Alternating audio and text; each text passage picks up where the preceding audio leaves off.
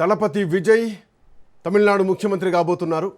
50 ఏండ్ల రాజకీయ చరిత్రను తిరగరాస్తూ తమిళనాట ఒక కొత్త పార్టీ ఆవిర్భవించి సింగిల్ లార్జెస్ట్ పార్టీగా 108 సీట్లు గెలుచుకొని ఈరోజు ముఖ్యమంత్రిగా ప్రమాణ స్వీకారం చేయబోతున్నారు దళపతి విజయ్. అయితే ముఖ్యమంత్రి కావడానికి 11 స్థానాలు తక్కువ పడుతున్నాయి. ఇంకా 11 మంది ఎమ్మెల్యేల మద్దతు అవసరం. సో దీంట్లో భాగంగానే ఇప్పుడే అసలైనటువంటి రాజకీయం తమిళనాడులో మొదలైంది. కాంగ్రెస్ పార్టీ ఇప్పటికే మద్దతు ఇస్తున్నామంటూ బహిరంగంగా ప్రకటించింది. కాంగ్రెస్ పార్టీ మద్దతు ప్రకటించిన తర్వాత డిఎంకే చాలా సీరియస్ కామెంట్స్ చేస్తోంది. వెన్నుపోటు పొడిచింది కాంగ్రెస్ పార్టీ, మిత్రద్రోహం చేసింది, పొత్తు ధర్మాన్ని విచ్ఛిన్నం చేసింది అంటూ డిఎంకే ఇప్పటికే రెస్పాండ్ అవుతోంది. మరోవైపు ఏడీఎంకే నుంచి టీవీకే పార్టీలోకి వచ్చి గెలిచినటువంటి ఒక ఎమ్మెల్యే ఏడీఎంకే నాయకులతో కూడా టచ్లోకి వెళ్ళినట్టుగా తెలుస్తోంది. సో అటు పళనిస్వామి ఒప్పుకోకపోతే కనుక కొంతమంది ఎమ్మెల్యేలతో మాట్లాడి పార్టీ ప్రభుత్వ ఏర్పాటు దిశగా అడుగులు వేయడానికి మధ్యవర్తిత్వం కూడా చేస్తుంది, స్పష్టంగా కనిపిస్తోంది. సో ఇట్లాంటి నేపథ్యంలో ప్రభుత్వం ఏర్పాటు ఎట్లా ఉండబోతోంది, ప్రతిపక్షాలు ఏం మాట్లాడబోతున్నాయి, ఇవన్నీ కూడా ఒక చర్చ చాలా సీరియస్గా నడుస్తుంది. తమిళనాట ఏం జరగబోతోంది మాట్లాడదాం. మనతో పాటు మస్తాన్ రావు గారు జాయిన్ అవుతున్నారు, ప్రముఖ రాజకీయ విశ్లేషకులు. మస్తాన్ గారు నమస్తే. నమస్తే సార్. ఒక కొత్త చరిత్రను తిరగరాశారు. 2 సంవత్సరాల పార్టీ ఈరోజు 50 ఏండ్ల రాజకీయ చరిత్రను తిరగరాసింది. సో ఇప్పుడు ఎట్లాంటి పరిణామాలు అంటే ఇంతకాలం డిఎంకేతో ఇండియా కూటమిలో మరి ముఖ్యంగా ఉన్నటువంటి డిఎంకే పార్టీ నుంచి పొత్తు ధర్మాన్ని విచ్ఛిన్నం చేస్తూ మద్దతు ఇస్తున్నారు విజయ్కి, టీవీకేకి. సో ఇప్పుడు టీవీకే కూడా ఇక ఇండియా కూటమిలోకి వచ్చేసినట్టు అనుకోవాలా, డిఎంకే ఒంటరైపోయినట్టు అనుకోవాలా? సో ఎట్లా చూడొచ్చు, ఏ డిఎంకేతో సంబంధం లేకుండా టీవీకే ఒక ప్రభుత్వాన్ని ఏర్పాటు చేసే దిశగా అడుగులైతే వేస్తోంది. గుడ్ మార్నింగ్ అండి. రాజ్ న్యూస్ ప్రేక్షకులకు మీకు కూడా. ఇప్పుడు ఆయన ఎట్లయితే ఒక తమిళనాట ద్రవిడ పార్టీలకి కాదని ప్రజలందరూ కూడా మద్దతు పొందేలాగా విజయ్ ఒక వ్యూహం రచించారు. ఇప్పుడు దానిలో భాగంగానే ఆయన అడుగులు కూడా పడతా ఉన్నారు. చూడండి, ఇప్పుడు ఆయన 108 స్థానాలు, అంటే ఆయన రెండు స్థానాల నుంచి గెలిచారు కాబట్టి ఒక స్థానానికి రాజీనామా చేయాల్సిన పరిస్థితి కూడా ఉంటుంది. సో ఆ ఓటు ఉండదు కాబట్టి ఖచ్చితంగా 12 మంది సభ్యుల మద్దతు, 234 స్థానాల నేపథ్యంలో 12 మంది మద్దతు అయితే అవసరం ఉంది. సో ఇప్పుడు 2 పార్టీల్లో ఏదైతే డిఎంకే అన్నా డిఎంకే 2 పార్టీల్లో మనం ముసలం వచ్చినట్టుగా చెప్పొచ్చు. అంటే కూటముల్లో అంటే అక్కడ ఏఐడిఎంకే అండ్ బీజేపీ కూటమి, అదేవిధంగా కొన్ని పార్టీల సమూహంగా డిఎంకే ఉంది. ఈ డిఎంకే కూటమిలో నుంచేమో కాంగ్రెస్ పార్టీ, అదేవిధంగా సిపిఐ సిపిఎం కూడా కొంత.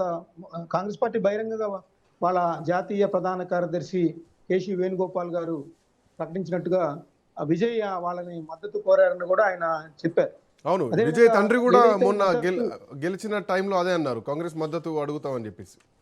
అదే అడిగారు అని కూడా ఆయన బయటకు బహిరంగంగా ప్రకటించారు. దాన్ని రాష్ట్ర నాయకత్వం, ఏదైతే తమిళనాడు కాంగ్రెస్ పార్టీ నాయకత్వం ఉందో వాళ్ళకి ఆ నిర్ణయాధికారం వదిలేసామని చెప్పారు. సో డిఎంకే దీని పట్ల కూడా ఇది వెన్నుపోటు, అంటే ఎన్నికలు జరిగి ఫలితాలు రాగానే కూడా ఈ విధంగా చేయటం అనేది వెన్నుపోటుగా భావిస్తున్నామని తీవ్ర స్థాయిలోనే స్పందించింది. అయితే మరో పక్క చూస్తే, అంటే ఇదేమో డిఎంకే కూటమిలోకి సంబంధించి, మీరు చెప్పిన ఇండి కూటమిలోకి సంబంధించిన వ్యవహారం. అటు అన్నా డిఎంకే అయితే అసలు ఏకంగా 35 మంది, అన్నా డిఎంకేకి గెలిచింది ఎంతమంది అండి? మొత్తం 47 మంది. అంటే కూటమి కాకుండా అయితే 47 మంది ఉంటే, ఇప్పుడు వాళ్ళ షణ్ముఖం రాజ్యసభ ఎంపీగా ఉన్నారు, ఒక కీలక నేతగా ఉన్నారు. యాక్చువల్గా జనరల్ సెక్రటరీ ఎల్లప్పటికీ పళనిస్వామి గారు ఉన్నప్పటికీ కూడా ఈ షణ్ముఖం నేతృత్వంలో ఒక మీటింగ్ ఇంటర్నల్ గా జరిగి, మనం ఇప్పుడున్న పరిస్థితుల్లో విజయ్కి మద్దతు పలకడం అనేది బాగుంటుంది అనేది వాళ్ళందరూ కూడా అభిప్రాయాన్ని వెలిబుచ్చారండి. అంటే 2 కూటముల్లో కూడా ముసలం పుట్టేలాగా విజయ్ యొక్క ఏదైతే సంచలన విజయం ఉందో దాని పర్యవసనాలు ఇలా కనిపిస్తా ఉన్నాయి తమిళనాట రాజకీయాలకు సంబంధించి. ఇది కూడా మరో సంచలనంగా మారిన విషయాన్ని కూడా చెప్పాలి మనం. ఏంటంటే అన్నా డిఎంకేకి సంబంధించి ఏంటంటే, జయలలిత మరణం తర్వాత ఒక మంచి గుర్తింపు పొందిన నాయకుడు అంటే పళనిస్వామి గారు ఉన్నారు, మొన్నటిదాకా అయితే పన్నీర్ సెల్వం గారు కూడా ఉన్నారు డిఎంకేకి చేరక ముందు. కానీ వీళ్ళందరూ కూడా అట్రాక్టివ్ ఫిగర్ గా, అంటే జయలలిత స్థానాన్ని భర్తీ చేసే స్థాయిలో అయితే వీళ్ళ యొక్క పర్సనాలిటీ లేదనేది అక్కడ ఒక గ్యాప్ ఏర్పడింది. సో ఆ గ్యాప్ నేపథ్యంలోనే తమిళ ప్రజలందరూ కూడా విజయ్ పట్ల మొగ్గు చూపారనేది కూడా అక్కడ మనకి అంతర్గతంగా అందుతున్న సమాచారం. ఇప్పుడు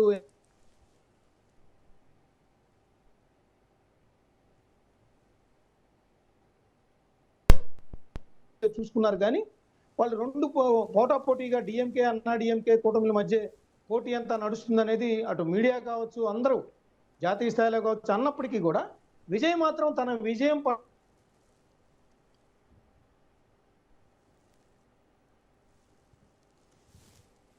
గా ప్రకటించారో అక్కడికి రావాలన్నది కూడా ఆయన ముందుగా జాగ్రత్తలు తీసుకున్న పరిస్థితి కూడా ఇక్కడ గమనించాలి.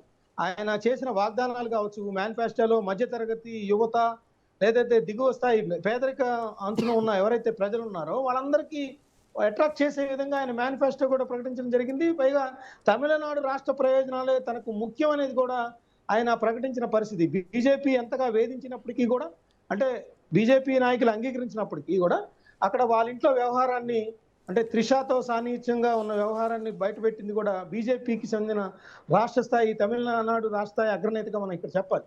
అదేవిధంగా కరూరు సంబంధించిన తొక్కిసలాట జరిగినప్పుడు ఆయనకి ఏ విధంగా కేసులు ఎదుర్కోవాల్సి వచ్చిందో, కొంత వేధింపులకు గురైన అంశాన్ని కూడా చూడాలి. అదేవిధంగా జననాయకుని సినిమాకి సంబంధించి కూడా ఏ విధంగా ఇబ్బంది పెట్టారు. అంటే బీజేపీతో పొత్తు కుదుర్చుకునేందుకు ఇవన్నీ కూడా నయానా భయానా ఆయనకి ఆయన మీద ప్రయోగించారు, రకరకాల ప్రయోగాలు. వాటన్నిటిని కూడా తట్టుకొని నిలబడ్డారు. దాని మీద తమిళ ప్రజల్లో ఆయన మీద సానుభూతి కూడా వ్యక్తమైన పరిస్థితి కూడా ఇక్కడ మనం గమనించాలి. మరోవైపు జయలలిత స్థానాన్ని భర్తీ చేసే స్థాయి కూడా సార్ ఇప్పుడు ఒకవేళ విజయ్కి, అంటే ఇప్పుడున్నటువంటి పరిస్థితుల్లో సార్ కొంతమంది ఎమ్మెల్యేలు కావాలి. ఇప్పుడు అంటే ఆల్మోస్ట్ 11 మంది కావాలి. 11 అంటే 118 మ్యాజిక్ ఫిగర్ కాబట్టి సార్ 117 అనుకుంది. ఎందుకంటే 2 స్థానాల్లో విజయ్ గెలిచారు కాబట్టి ఒక స్థానాన్ని వదులుకోవాలి కాబట్టి సో పెరగాల్సినటువంటి సంఖ్య కూడా పెరుగుతుంది 118 మ్యాజిక్ ఫిగర్ కావాలంటే. బట్ ఇప్పుడున్నటువంటి పరిస్థితుల్లో డిఎంకే నుంచి సరిపడా స్థానాలు వస్తే ఈ ప్రభుత్వం ఎప్పటికైనా ఇబ్బందులు ఎదుర్కొంటుంది, ఏ ఒక్కరు అటు ఇటు అయినా కానీ. సో ఒక భారీ మొత్తంలోనే ప్రభుత్వాన్ని ఏర్పాటు చేయాల్సినటువంటి అవసరం ఉంటుంది. 2 పార్టీల నుంచి చీలితే తప్ప విజయ్ ప్రభుత్వం ముందు పోయేటువంటి పరిస్థితి లేదు. బట్ అది జరిగేటువంటి అవకాశం ఉంటుందా? ఎందుకంటే అటు పళనిస్వామిని ఒప్పించాలి, పళనిస్వామి ఒప్పించి కొంతమంది ఎమ్మెల్యేలను తీసుకురావాల్సినటువంటి అవసరం ఉంటుంది. లేదంటే ఎమ్మెల్యేలు బయటకు వస్తే అక్కడ ఉన్నటువంటి ఆ పార్టీ చీలిపోయేటువంటి ప్రమాదం ఉంటుంది.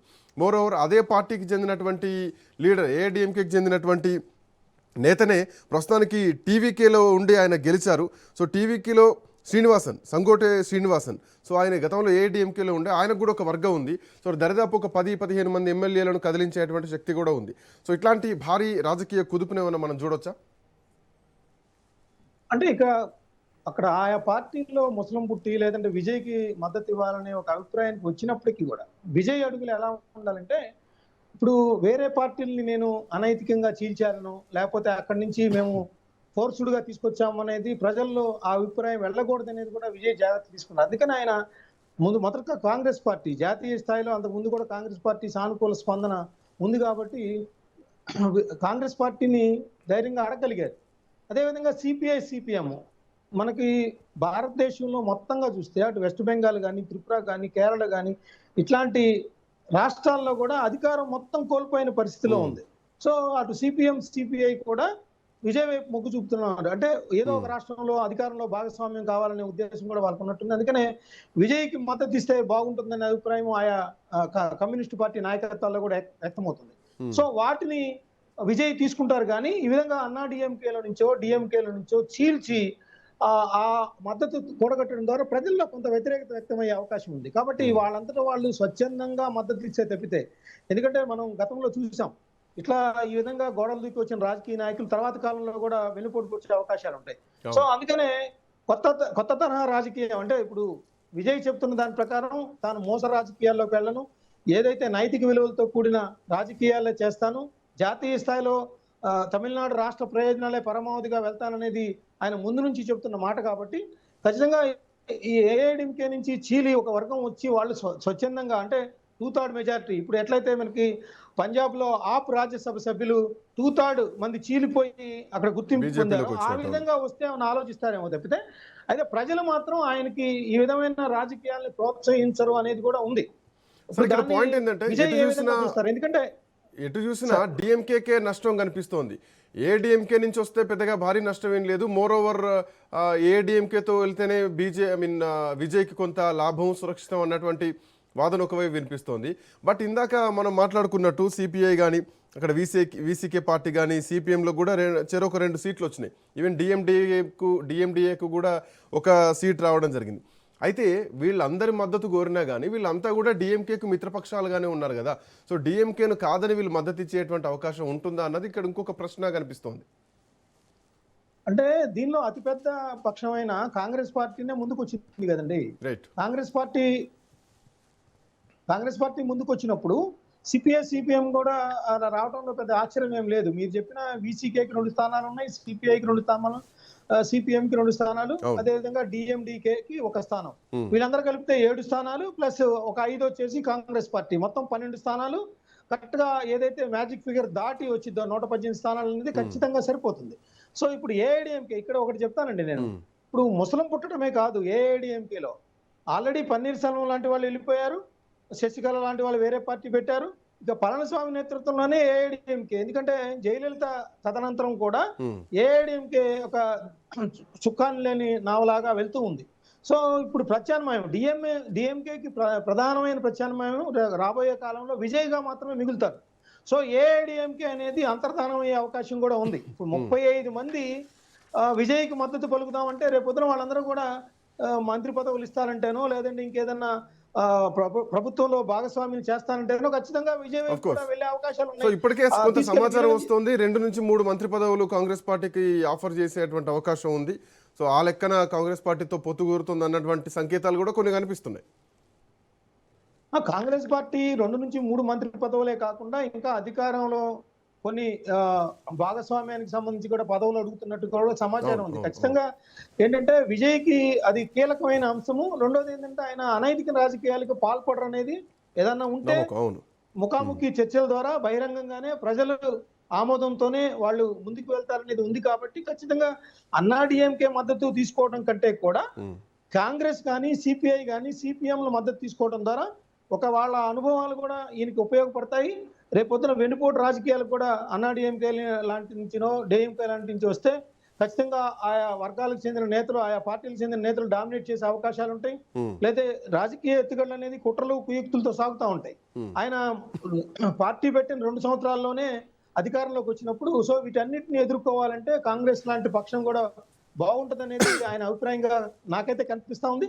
ఖచ్చితంగా ఆయన అన్నాడీఎంకే వాళ్ళ మద్దతు కంటే కూడా కాంగ్రెస్, సిపిఐ, సిపిఎం, విఎస్కే అదేవిధంగా డిఎండికే మద్దతు మాత్రమే పొందుతారనేది కూడా నాకైతే అనిపిస్తుంది. ఒకవేళ ఆయన ఎవరైనా వచ్చినా కూడా బై ఎలక్షన్ నిర్వహించి ఆ విధంగా తిరిగి టీవీకే తరపున పోటీ చేయించి గెలిచి ఆ విధంగా తీసుకుంటారు తప్పితే వాళ్ళ మద్దతు డైరెక్ట్ గా తీసుకోవడం ద్వారా ప్రజల్లో దీంట్లో సార్ ఇక్కడ రెండు అంశాలు ఏంటంటే డీవీకే కానీ ఏఐడిఎంకే కానీ ఖచ్చితంగా ఉండేటువంటి సిద్ధాంతాలతోనే ఉన్నాయి. ఇప్పుడు రాజకీయ పరంగా చూస్తే కనుక అంటే ఎట్టి పరిస్థితుల్లో మద్దతు ఇచ్చేది లేదన్నటువంటి సిద్ధాంతంతోనే ఉన్నాయి.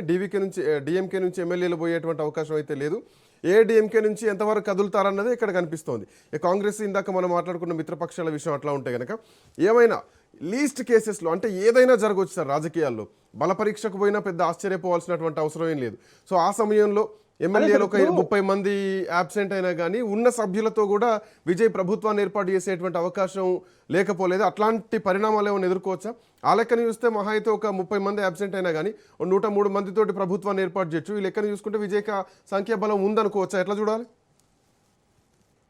అంటే విజయ్ గవర్నర్కి రాసిన లేఖ ప్రకారం కానీ అంతర్గతంగా అందులో మన సమాచారాన్ని బట్టి కానీ ఆయన ప్రమాణ స్వీకారానికి కానీ అదేవిధంగా ప్రమాణ స్వీకారం చేసిన 2 వారాల్లో తాను అసెంబ్లీలో బలాన్ని నిరూపించుకుంటానని గవర్నర్కి లేఖ రాసినట్టుగా చెప్తూ ఉన్నారు. సో ఇవన్నీ కూడా ఏంటంటే ఆయన ఆల్రెడీ ఆయా పార్టీలకు సంబంధించి ఏదైతే 12 స్థానాలు అవసరమయ్యాయో ఆయా పార్టీలకు సంబంధించి మంత్రాలు పూర్తయ్యాయని నేను అనుకుంటున్నా. ఆ తర్వాత మాత్రమే ఆయన గవర్నర్కి లేఖ రాశారనేది కూడా చెప్తుంది. ఎందుకంటే గవర్నర్కి లేఖ రాసిన తర్వాత బేరసారాలు దిగితే అది వేరే విధమైన ఇండికేషన్ ఇస్తాయి. కాబట్టి ఖచ్చితంగా ఆయా రాజకీయ పార్టీలతో ఏదైతే వాళ్ళకి మ్యాజిక్ ఫిగర్ కి అవసరమైన 118కి అవసరమైన సభ్యుల సంఖ్యకి సరిపడా మద్దతు ఆయన కూడగట్టిన తర్వాతే గవర్నర్కి లేఖ రాశారనేది చెప్తా ఉన్నారు. సరే ఆ ఏఐడిఎంకే నుంచి ముస్లిం పుట్టి వాళ్ళు స్వచ్ఛందంగా మద్దతు ఇస్తారా లేకపోతే ఇంకేమన్నా వాళ్ళు బేరసారాలు దిగుతారంటే అసలు విజయ్ అనే వ్యక్తి బేరసారాలకు అవకాశం లేకుండా ఉండటానికే కాంగ్రెస్ పార్టీ, సిపిఐ, సిపిఎం లాంటి వాటితో పొత్తు పెట్టుకోవడానికి ముందుకు వచ్చారనేది కూడా చెప్తా ఉన్నారు. సో ఖచ్చితంగా ఆయన ఆయా పార్టీలతో మంతనాలు పూర్తయ్యాకనే గవర్నర్కి లేఖ రాశారనేది స్పష్టంగా మనకైతే అందుతున్న సమాచారం, నాకైతే అందుతున్న సమాచారం కొంతమందితో నేను మాట్లాడినప్పుడు చెప్పింది. సో ఆ విధంగానే, ఎందుకంటే ఒక నైతికతతో కూడిన రాజకీయాలు అవును, అవును. చేయాలనేది తమిళనాడు ప్రజలందరూ భావిస్తారు కాబట్టి ఆ విధంగా ఆయన ముందుకెళ్తున్నారు అనేది మనం చెప్పొచ్చు. అయితే ఇక్కడ భవిష్యత్తులో మాత్రం ఏఐడిఎంకే అక్కడ అంతర్ధానం అయ్యే అవకాశాలు అయితే కనిపిస్తా ఉన్నాయి. ఎందుకంటే విజయ్ పట్ల తమిళనాడు ప్రజలు ఏ విధంగా అయితే మద్దతు పలికారో, సో డిఎంకేకి సరైన ప్రత్యామ్నాయం ఏఐడిఎంకే కాదు, టీవీకే పార్టీ మాత్రమే అనేది ప్రజలు స్పష్టమైన సందేశం ఇచ్చారు. ఫ్యూచర్ లో కూడా అదే కనపడే ఒక అవకాశాలు అయితే ఎంజీఆర్ ను, ఒక మనకి- జయలలిత ఫేస్ ను మళ్ళీ విజయ్ లో ప్రజలు చూస్తుంది ఇక్కడ కనిపిస్తోంది ఈ ఎలక్షన్ ఎపిసోడ్. ఎస్, అదే సార్ నేను చెప్పింది. జయలలితకి ప్రత్యామ్నాయంగా ఏఐడిఎంకేలో ఏ నేత ఎదగలేదు కాబట్టి ఈ రోజు అంతగా అంచనాలు లేకపోయినప్పటికీ కేవలం యాక్సిస్ మై ఇండియా మాత్రమే సర్వేలో చెప్పింది. మిగతా సర్వే సంస్థలన్నీ కూడా దాదాపు డిఎంకే లేదంటే ఎన్ఐడిఎంకే అధికారం చేజిక్కే అవకాశాలు ఉన్నాయని చెప్పారు. ఈ విధంగా అసలు ఎవ్వరూ ఊహించిన విధంగా ప్రజలు అన్ని వర్గాలకు సంబంధించి, ఎందుకంటే తమిళనాడులో ఎంత లేదన్నా కూడా ద్రవిడ సిద్ధాంతానికి లోబడి ఉంటారు, అదేవిధంగా జాతీయ పార్టీలను వ్యతిరేకిస్తారు. మూడోది ఏంటంటే ఖచ్చితంగా తమిళనాడు రాష్ట్ర ప్రయోజనాలు ఎవరైతే కాపాడతారో వాళ్ళకి మాత్రం మద్దతు ఇస్తారు. సో ఈ మూడింటిని కూడా విజయ్లో చూసుకున్నారు కాబట్టి ఈ రోజు అంచనాలు లేకుండా ఆయన పెద్ద నిధులను కూడా ఖర్చు చేయకుండా, నిజంగా డిఎంకే కానీ అన్నా డిఎంకే కానీ వాళ్ళ కూటములు ఖర్చు చేసిన స్థాయిలో మన విజయ్ దగ్గర ఫండింగ్ కూడా లేని పరిస్థితి కూడా ఇక్కడ మనం చూడాలి. అలాంటి సందర్భంలో కూడా ప్రజలు ఆయన వైపు మొగ్గు చూపారనేది కూడా ఇక్కడ మనందరం కూడా గమనించాలి. సార్, ఇందులో గవర్నర్ దగ్గరటువంటి ఆప్షన్స్ ఏమిటి? ఎమ్మెల్యేల మద్దతు లేఖలు అడిగేటువంటి అవకాశం ఉంటుందా, లేదంటే సభలో బల పరీక్షకు వెళ్ళు సంకీర్ణ ప్రభుత్వాన్ని ఏర్పాటు చేసుకోమని చెప్పేటువంటి ఛాన్స్ ఏమైనా ఉంటాయా? గవర్నర్ దగ్గర ఎట్లాంటి ఆప్షన్స్ చూడవచ్చు మనం? సార్ ఇప్పుడు యాజ్ పర్ గవర్నర్ దగ్గర ఉన్న సిచ్యుయేషన్ ఏంటంటే, ఏదైతే ఎన్నికల్లో సింగిల్ లార్జెస్ట్ పార్టీ ఉందో ఆ పార్టీని ముందుగా పిలవాల్సిన అవసరం ఉంది. అయితే ఇక్కడ అసలు గవర్నర్కి ఆప్షన్ ఇవ్వకుండానే విజయ్ ఇది లేఖ రాసిన పరిస్థితి కూడా ఉంది, తనను ఆహ్వానించాలని, తను నిరూపించుకుంటానని బలం అనేది కూడా. సో అక్కడ గవర్నర్ కి ఇంకా వేరే ఆప్షన్ కి వెళ్ళే అవకాశం లేదు, ఎందుకంటే డిఎంకే అన్నా డిఎంకే కలిసే పరిస్థితి లేవు. ఖచ్చితంగా సింగిల్ లార్జెస్ట్ పార్టీనే పిలవాల్సిన అవసరం ఉంది. పైగా అతను ఏం చెప్తున్నారు, నేను 2 వారాల్లో బలం నిరూపించుకునే పరిస్థితి కూడా ఉందనేది కూడా గవర్నర్ కి రాసిన లేఖలో స్పష్టం చేశారు. సో గవర్నర్ అప్పుడు అంటే అసెంబ్లీలో బలం నిరూపించుకోలేకపోతే ఆయన తర్వాత పరిస్థితుల్ని అనుగుణంగా నిర్ణయాలు తీసుకుంటారు తప్పితే ఇప్పుడున్న పరిస్థితుల్లో మాత్రం విజయ్కి స్పష్టమైన కేవలం 12 సభ్యులు మాత్రమే, అదే ఒక 20-30 మంది సభ్యులు ఉండి ఆ 3 పార్టీల మధ్య ఒక 3 ముక్కలు అట్లాగా ఏమైనా జరిగితే కనుక అధికార పీఠం రాష్ట్రపతి పాలన వరకు దారితీసే అవకాశాలు ఉంటాయి తప్పితే ఇక్కడ స్పష్టంగా కేవలం 10-12 అభ్యర్థులు మాత్రమే అవసరమైన దృష్ట్యా ఖచ్చితంగా ఆయనకి ఆయా పార్టీలతో, కాంగ్రెస్ పార్టీ కానీ ఇతర ఏదైతే మద్దతు ఇస్తారనుకుంటున్న పార్టీలతో మంతనాలు పూర్తయ్యాయి కాబట్టే గవర్నర్కి ఆ విధంగా స్పష్టమైన లేఖ రాసిన పరిస్థితి ఉంది. గవర్నర్ ముందు ఆప్షన్ మాత్రం ప్రస్తుతం సింగిల్ లార్జెస్ట్ పార్టీగా టీవీకేని పిలవడం తప్పితే మరో మార్గం లేదు.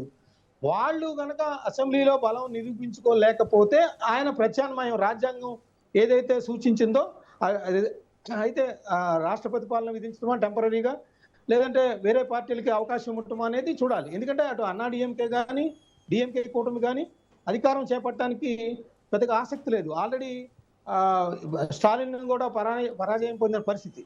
సో అలాంటి నేపథ్యంలో దీంట్లో స్టాలిన్ ప్రస్తావన తెచ్చారు కాబట్టి మోరోవర్ రేపు 11:30కు విజయ్ ప్రమాణ స్వీకారం చేయబోతున్నారన్నది కూడా ఇప్పుడే వార్తా సమాచారం ఉంటుంది. సో రేపు ఉదయం 11:30కు మోస్ట్లీ జవహర్లాల్ నెహ్రూ ఇండోర్ స్టేడియంలో చేయబోతున్నట్టుగా తెలుస్తోంది మనకి. బట్ పాయింట్ ఏంటంటే సార్, ఇప్పటి వరకు ఇండి కూటమిలో ఉన్నటువంటి డీవీకే పరిస్థితి ఏమిటి? కాంగ్రెస్ పార్టీ డిఎంకే కాదని వెళ్ళిపోయింది. సో ఇప్పుడు స్టాలిన్ నిర్ణయాలు ఎట్లా ఉండొచ్చు, డిఎంకే పరిస్థితిని ఎట్లా చూడొచ్చు?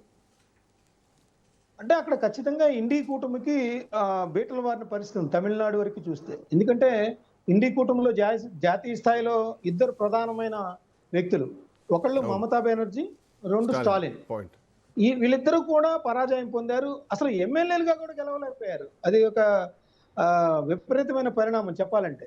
సో వాళ్ళ మీద ఆ ఇంపాక్ట్ కనిపించే విధంగా వాళ్ళ నాయకత్వం ఏదైతే తమిళనాడులో డిఎంకే నేతృత్వంలోనే కూటమి కట్టారు 22 పార్టీలు, ఆ పార్టీలోనే ఇప్పుడు 3-4 పార్టీలు విజయ్కి మద్దతుగా వెళ్ళిపోతున్న పరిస్థితి. సో నాయకత్వం ఎప్పుడైతే బలహీనపడుతుందో హింసెల్ఫ్ ఆయనే ఓడిపోయిన పరిస్థితి నేపథ్యంలో కాంగ్రెస్ పార్టీ కానీ సిపిఎం కానీ సిపిఐ కానీ for the sake of Tamil Nadu రాష్ట్ర ప్రయోజనాల కోసం మేము మద్దతు ఇచ్చామని కూడా బహిరంగంగా ముందుకు వచ్చే అవకాశాలు ఉన్నాయి. సో ఖచ్చితంగా అక్కడ మమతా బెనర్జీ, అదేవిధంగా ఇటు స్టాలిన్ ఓడిపోవటం ఇండి కూటమికి పెద్ద దెబ్బగా మనం చెప్పాలి. బీజేపీకి పెద్ద బూస్టప్ ఇస్తుంది. రేపు మనకి 2027లో దాదాపు 6-7 రాష్ట్రాల ఎన్నికలు కూడా జరగబోతున్న నేపథ్యంలో కాంగ్రెస్ పార్టీ ఏ విధంగా పుంజుకుంటుంది ఏంటి అనేది కూడా పెద్ద ప్రశ్నలు లేవనెత్తుతున్న అంశాన్ని కూడా ఇక్కడ మనం గమనించాలి. అవును, యా, చూడాలి సార్ ఎట్లాంటి పరిణామాలు అవుతాయి. ఎనీవే థ్యాంక్ యూ మస్తారావు గారు, థ్యాంక్స్ ఫర్ జాయినింగ్. సో విజయ్కి మద్దతు ఇవ్వాలని అన్నా డిఎంకేకి సంబంధించినటువంటి ఎమ్మెల్యేలను కూడా ఆహ్వానిస్తున్నారు. అటు ఏఐడిఎంకే నుంచి, కూటమి నుంచి ఎవరెవరు రాబోతున్నారు, ఇటు కాంగ్రెస్ పార్టీ ఎమ్మెల్యేల మద్దతు, అక్కడటువంటి చిన్న ప్రాంతీయ పార్టీలు ఏవైతున్నాయో సిపిఐ, సిపిఎం, కేవీసీ లాంటి పార్టీలు ఏవైతున్నాయో అవి కూడా మద్దతు ఇచ్చేటువంటి అవకాశాలు అయితే కనిపిస్తున్నాయి. సో మొత్తానికి విజయ్ ప్రభుత్వాన్ని ఏర్పాటు చేయబోతున్నారు. రేపు ఉదయం 11:30 తమిళనాడు ముఖ్యమంత్రిగా విజయ్ తలైవ ప్రమాణ స్వీకారం చేయబోతున్నారు. తమిళ రాజకీయాల్లో 50 ఏళ్ల తర్వాత ఒక కొత్త తరం రాజకీయం మొదలైంది. ఇది భవిష్యత్ దేశ రాజకీయాలకు ఎట్లాంటి సంకేతాలు ఇవ్వబోతోంది, ఎట్లాంటి మార్పులు తీసుకురాబోతుందో చూడాలి. That's all for now. Next updates continue అయితే కీప్ వాచింగ్ రాజ్ న్యూస్.